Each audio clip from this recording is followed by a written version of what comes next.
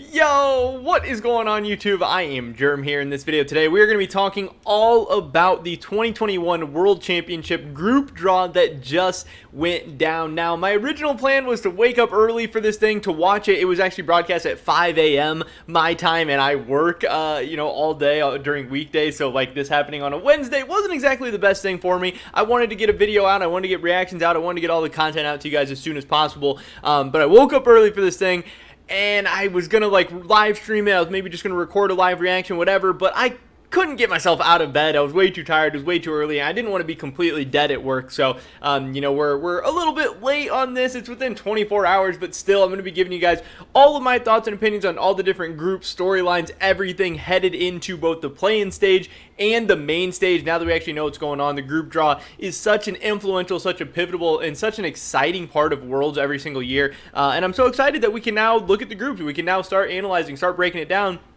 And it means we are obviously one step closer to Worlds actually kicking off and actually starting, which is going to be so exciting, so fun. The biggest event in all of esports. But before we get into that, I just wanted to say, definitely drop a like if you guys do enjoy this video. I would appreciate it so much. Subscribe to Tip Today and all my latest content. We're on that road to 10,000 subscribers by the end of the year. It's got a nice ring to it. So I hope we can get there. And consider checking out my Patreon, patreon.com/IamGerm, where you can find the VODs of my weekly podcast. With that being said, let's get right into this one. So I'm sure you guys have already seen the group draws at this point. You know, it's not like breaking news or anything like that. But these, I always click the wrong button, man. I always click the wrong button. These are the group draws we have so far. Obviously, the play-ins have not happened. We do not have those teams slotted in yet. But in Group A, we have Damwon, Kia, FPX, and Rogue. And the play-in team here, if everything goes chalk, if all of the major regions and the PCS make it out of play-ins, this will be Cloud9 in Group A, which obviously is a very tough group for both Cloud9 and Rogue. One thing to notice here, obviously Damwon and FPX, they're two of the probably top 3 tournament favorites coming into this thing. They are going to be really fun to watch in best of ones. That is going to be so exciting, but then, you know, it also means they're not going to be matched up against each other in like the quarterfinals or something like that. So they're going to be hopefully advancing on. Rogue they've been a very good team in best of ones throughout the year. Obviously, they did not look very good in best of fives. They did not look very good in the summer playoffs. But this team was really good in best of ones in both the spring and summer. So maybe they can surprise some people. Maybe, you know, they can steal a game here or there off Damwon, FPX. Maybe they can, you know, be consistently better than Cloud9. Maybe find a way to get to like 3-3 and maybe force a tiebreaker or something. It's possible. It's very unlikely. People are definitely going to be sleeping on Rogue and Cloud9 if those are the teams that make it through. Very tough group draw. Honestly, one of the worst possible if you were a 3 or 4 seed from Europe and North America here, but it's going to make for an entertaining group. You know, Rogue, there's going to be a ton of memes. Cloud9 and Perks, you matching up against Damwon, that's going to be spicy. And then, you know, DK and FPX going to be super fun as well. Obviously, in Group B, we have EDG, 100 Thieves, and T1. We have Faker against Faker Dage. A decent draw for 100 Thieves. You know, some people are really high on T1. Some people think, you know, they're crazy good, unbeatable. Obviously, EDG just ended up winning the LPL, but, you know, a lot of people think FPX might still be the best Chinese team. So, no matter what, there are going to be hard groups. When you have 4 Korean teams and 4 Chinese teams, you are going to have a tough group. I do believe if everything goes as planned, Beyond Gaming will slot into here.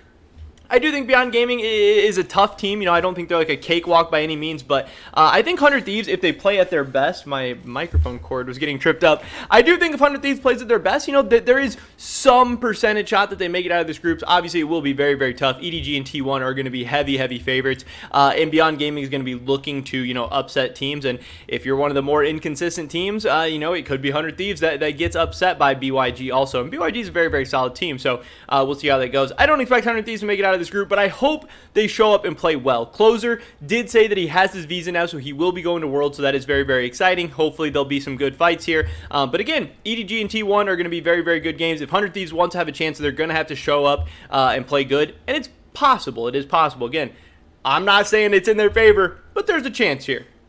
Group C, we have PSG, Fnatic, and RNG. This will be the group that Hanwha Life slots into if all 4 teams end up making it out. So that makes this kind of an interesting one. Again, I'm not super high on Hanwha Life. I do think this is kind of the weakest and the easiest group of the 4. You know, people are always saying whatever PSG is the 1 seed of will probably be a little bit weaker of a group. And I do tend to agree with that. I also am in the sense that you don't want to underrate PSG because they're very, very good. You know, we just saw them get top 4 at MSI. We saw how good they can be. And then they went undefeated in the regular season during the summer split. But they actually lost 5 games in the playoffs to Beyond Gaming. You know, they played 2 best of 5s, and altogether they went 5-5.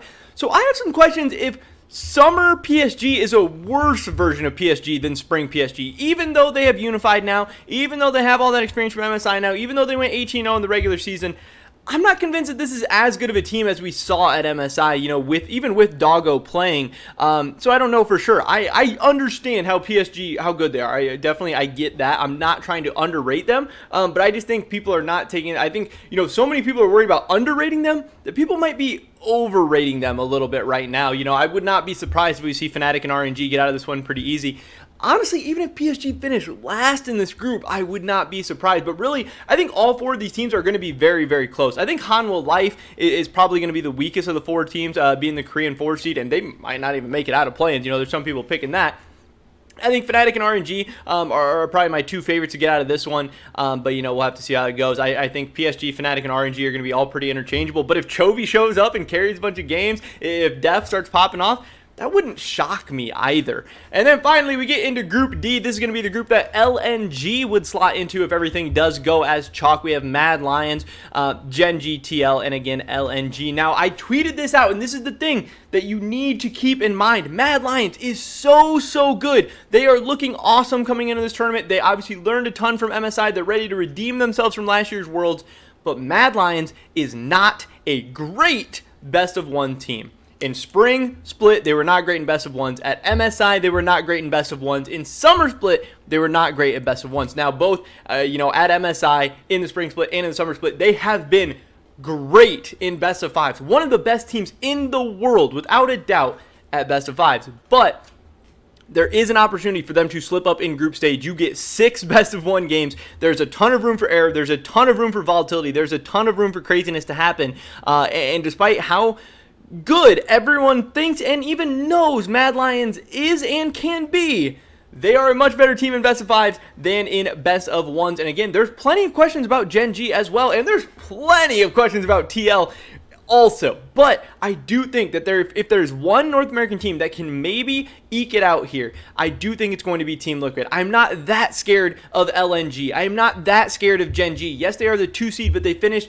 you know, they didn't even make it to the finals in the LCK summer. So, you know, there's a case to be made that they're probably the 3rd best Korean team. And again, Mad Lions in the spring and summer split has been like the 3rd or 4th best European team in best of 1s. So there is some opportunity here for maybe, if you want to have a little hope for a North American team to get out of groups, I think Team Liquid might be your team. And in that group, I would not be surprised at all if Mad Lions and Team Liquid are the 2 getting out of there, with the Korean and the Chinese teams falling back, which would be, you know, a very, very big surprise. But then again, Korean and Chinese teams usually find a way to show up, while the NA teams usually don't. But that's just kind of what I'm thinking about that group there. I'm so excited for playoffs to get going. I'm so excited for things to get underway. I can't wait to see what's going to happen. But obviously, play-ins, even though I'm a little hyped up, I'm a little excited, the good part of Worlds is when the group stage starts. That's when things heat up. That's when things get spicy. That's when things get fun. And this is kind of all my initial thoughts and opinions right after I watch the groups draw, just breaking down these groups. We'll definitely get more analysis, more predictions, more talk about all this stuff, you know, as we get closer and closer to these days. But